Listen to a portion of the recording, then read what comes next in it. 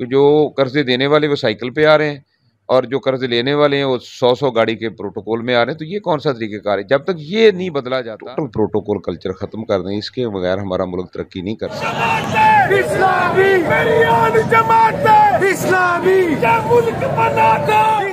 کوپڑیوں پر برسا رہی ہے اور آج عوام سانس لینے کے قابل نہیں ہے. چلو سراج الحق نن لوگو کہندی اے سچائی، چلو سراج الحق نن لوگو کہندی اے سچائی. آسماناں نال گلاں کردی ایویں نہیں مہنگائی، آسماناں نال گلاں کردی ایویں نہیں مہنگائی. گھٹ کسے نہ کیتی یارو، گھٹ کسے نہ کیتی یارو، رج کے لٹ مچائی مار گئی مہنگائی. سر میرا آپ سے ایک کویسچن یہ ہے کہ آپ کی پارٹی کا منشور کیا ہے؟ بسم اللہ الرحمن الرحیم. سب سے پہلے تو میں وائس آف پنجاب کا مشکور ہوں کہ انہوں نے ہمیں موقع دیا عوام سے بات کرنے کا. ہماری پارٹی کا منشور حقیقت میں وہی منشور ہے جو پاکستان کا منشور تھا بناتے وقت، لا الہ الا اللہ محمد الرسول اللہ.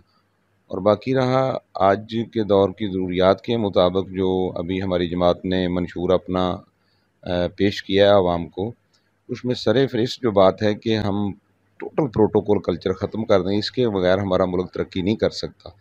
نوجوانوں کے لیے جو منشور پیش کیا گیا ہے روزگار کے حوالے سے، ظاہر ہے ہمارا ملک زرعی ملک ہے اور جماعت اسلامی نے بہت بڑی پلاننگ اس کے بارے میں کی ہے کہ جتنی بھی غیر آباد زمینیں ہیں وہ گریجویٹ نوجوانوں کو بلا سود قرضے اور ٹریکٹر اور کھاد اور بیج دے کر ان کو زمین الاٹ کی جائے، وہ خود بھی کمائیں اور حکومت کو بھی اس میں اپنا شیئر دیں. تو یہ بہت بڑی کاوش اگر ہو جائے. اور تیسرا منشور یہ ہے کہ صحت کے حوالے سے ہے، اور صحت کے حوالے سے بھی ہماری جماعت نے بہت ہی بہترین پروگرام دیا ہے کہ ہم جو بڑی بیماریاں ہیں جیسے دل کی بیماریاں ہیں، گردوں کی بیماریاں ہیں، جگر کی بیماری ہے، یہ 3 بیماریاں ہمارے، اور شوگر ہے، یہ 4 بیماریاں ہمارے عوام میں بہت زیادہ ہیں.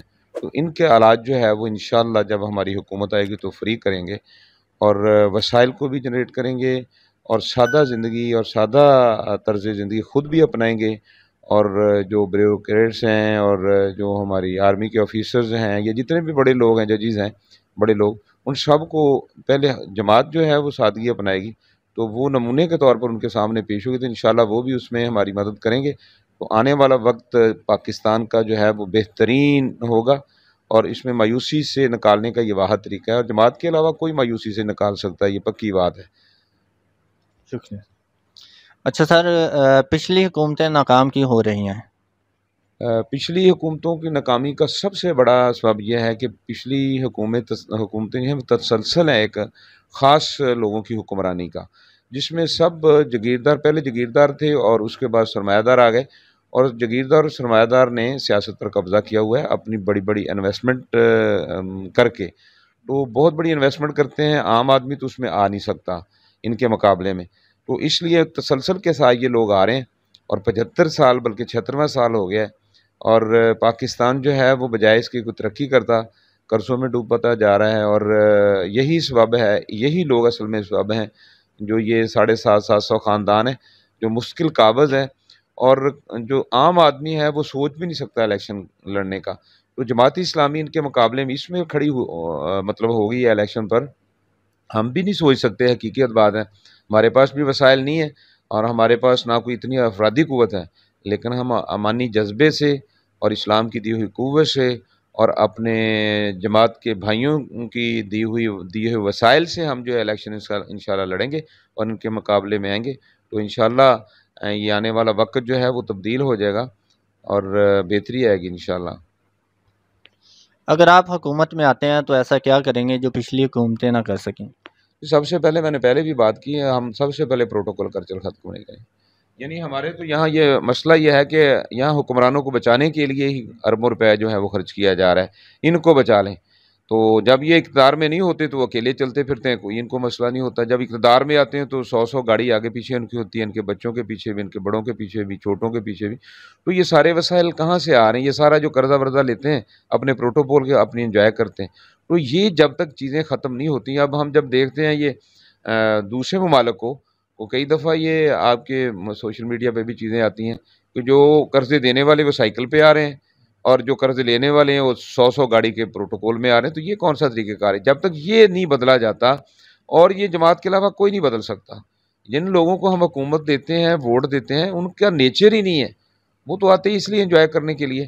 اس لیے انشاءاللہ جماعت اسلامی جو ہے وہ ایک انقلابی پارٹی ہے، دینی پارٹی ہے اور عام لوگوں کی پارٹی ہے، جس میں کوئی امیر زادے نہیں ہیں، اور تقوی کے لحاظ سے لوگوں کو جو ہے عزت و احترام دیا جاتا ہے. تو انشاءاللہ جب اس اصولوں پر جو ہے وہ کام کیا جائے گا تو انشاءاللہ سارا کچھ ٹھیک ہو جائے گا اور لوگوں کو مایوسی سے نکالا جائے گا. اس وقت عوام مایوس ہو چکے ہیں ان لوگوں سے اور پریشان ہیں ہم کدھر جائیں.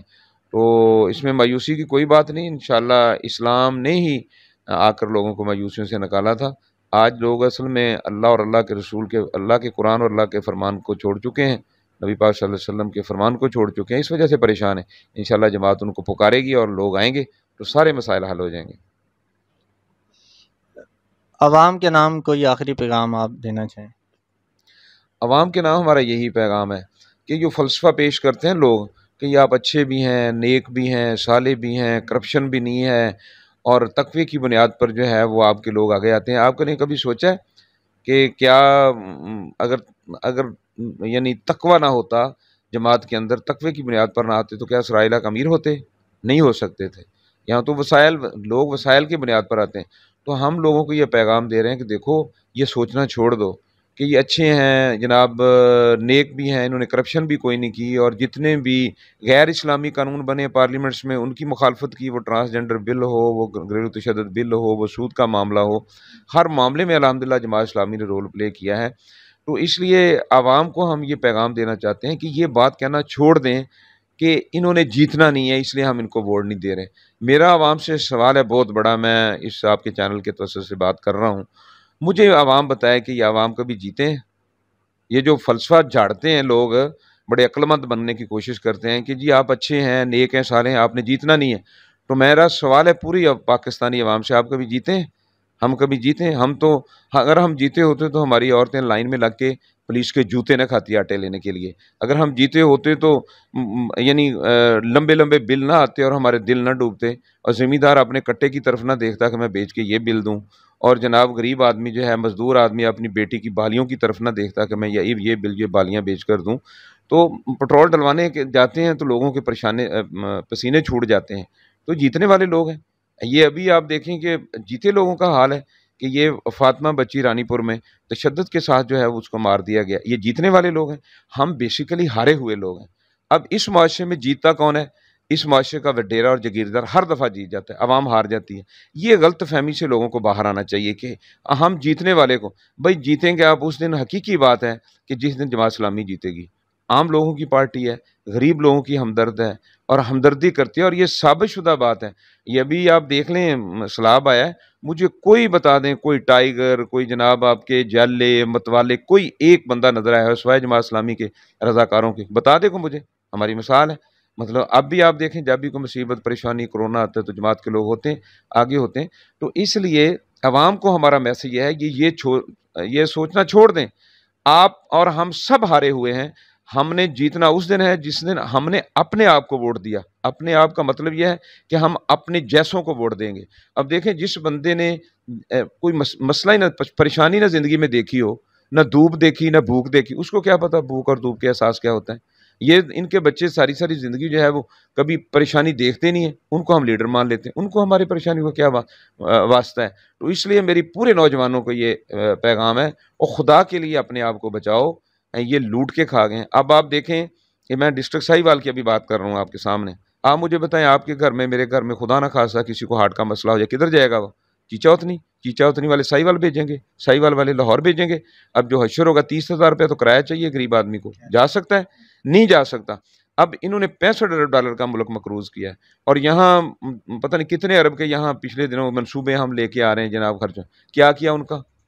یعنی دیکھیں ڈویژن لیول پہ کم از کم ہمیں ایک اچھا ہاسپٹل ملنا چاہیے تھا. اتنے یعنی سمجھ لے قرضوں کے باوجود یعنی ایک اچھا ہاسپٹل بھی نہیں دے سکے.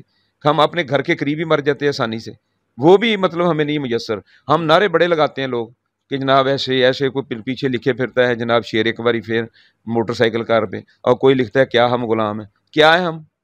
اس کے علاوہ کوئی ہے ہمارے ہاتھ میں کوئی چیز ہے؟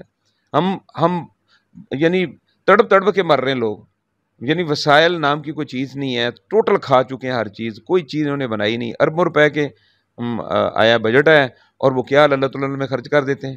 کوئی جناب جمنیزیم بن رہا ہے، کوئی جناب گیٹ بن رہے ہیں، کوئی جناب بنی ہوئی سڑکوں کو توڑا جا رہا ہے۔ یار یہ کوئی طریقہ ہے؟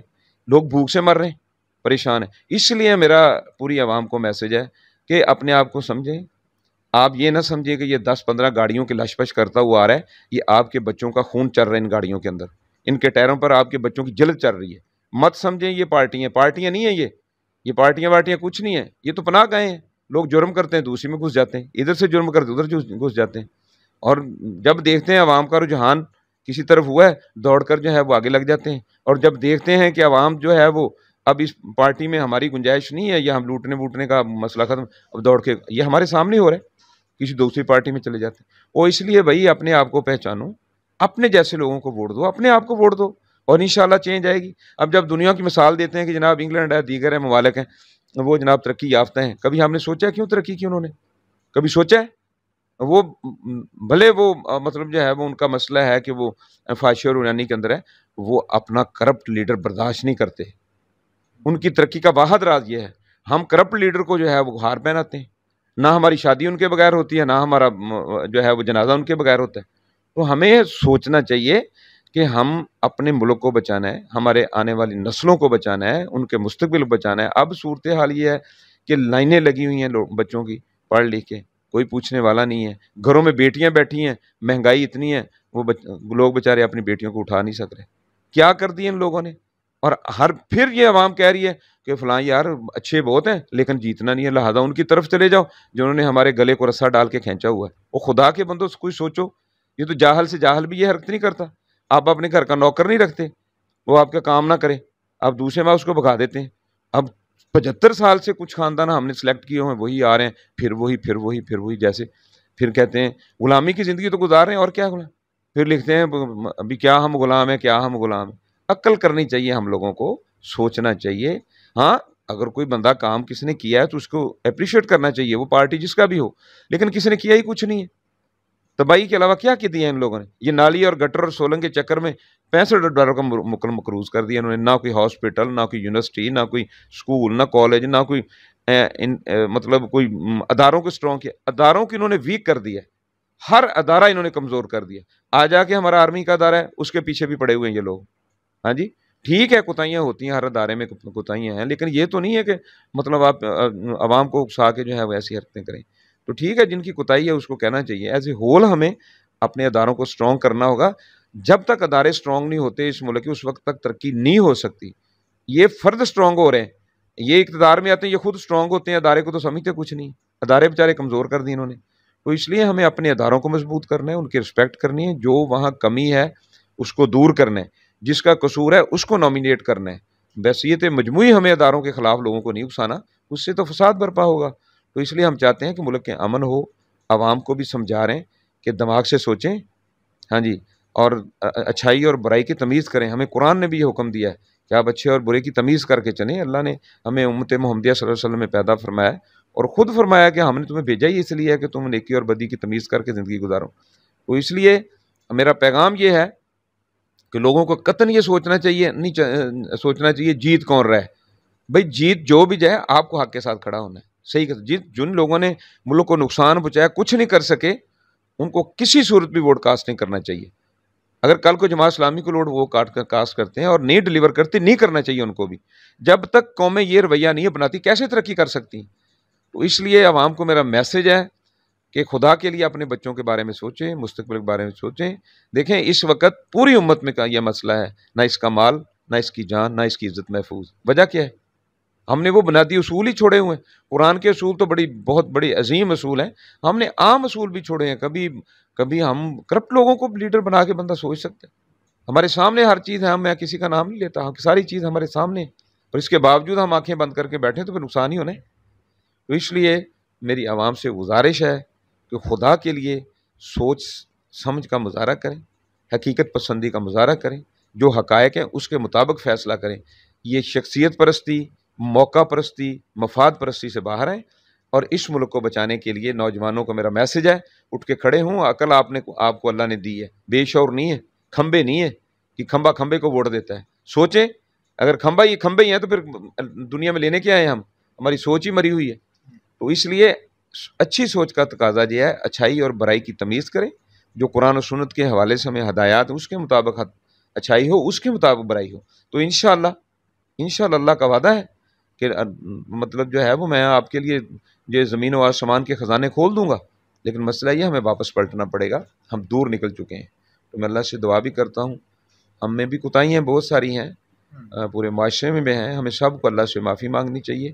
جب اللہ سے معافی مانگ لیں گے، اللہ بڑا معاف کرنے والا ہے۔ وہ آسمان سے اللہ قرآن میں کہتا ہے میں آپ کے رحمت کی بارشیں برساؤں گا، تمہیں مال بھی دوں گا، تمہیں بیٹے بھی دوں گا، تمہاری فصلیں بھی اچھی ہوں گی اور تمہارے لیے نہریں بھی جاری کر دوں گا، لیکن شرط یہ ہے کہ تم راستہ بدلو، برائی کے راستوں کو چھوڑ کر اچھائی کے راستے کی طرف ہو۔ تو انشاءاللہ جس دن ہم نے یہ کام کیا، یہ کوئی مسئلہ ہی نہیں ہے، یہ کون کا مسئلہ ہے؟ تو ہم اتنا اچھا ملک، یہ غریب ملک ہے، دنیا کے سارے وسائل اس کے اندر موجود ہیں، آج کنگال ہو کے بیٹھے ہیں، ہمارے اپنے ہاتھوں کی کمائی ہے۔ جب تک ہم اچھائی اور برائی کی تمیز کر کے آگے نہیں بڑھیں گے، مسائل حل نہیں ہوں گے۔ اس لیے عوام سے اپیل ہے کہ سوچیں، جماعت اسلامی کا جلسہ 25 تاریخ کو ہو رہا ہے، اس میں بھرپور شرکت کریں۔ جماعت اسلامی کے امیر تشریف لا رہے ہیں، وہ ایک نیک، صالح اور مدبر انسان ہے، اور انہوں نے اپنی ساری زندگی بچپن سے لے کر جوانی اور بڑھاپے تک جو ہے وہ اللہ کے راستے میں خرچ کی ہے، اور لوگوں کی بھلائی کے لیے خرچ کیا، لوگوں کو جگا رہے ہیں۔ میں تو جماعت کے قریب ہوں، میں دعوے سے کہتا ہوں کہ پاکستان میں کوئی ایسی جماعت نہیں ہے جو پاکستان کی تقدیر کو بدل سکے سوائے جماعت اسلامی کے، جس میں ہر قسم کے جناب ہر فیلڈ کے لوگ موجود ہیں۔ تو اس لیے گزارش یہ ہے کہ شرکت بھی کریں اور اپنے ذہن کو خالی کر کے آئیں، انشاءاللہ آپ بات کو سمجھیں گے اور اس پر عمل بھی کریں گے۔ اللہ پاک سے دعا کرتے ہیں اس ملک کو اللہ پاک سلامت رکھے، ہمارے بچوں کو نیک صالح بنائے، دنیا اور آخرت دونوں کی بھلائیاں نصیب فرمائے۔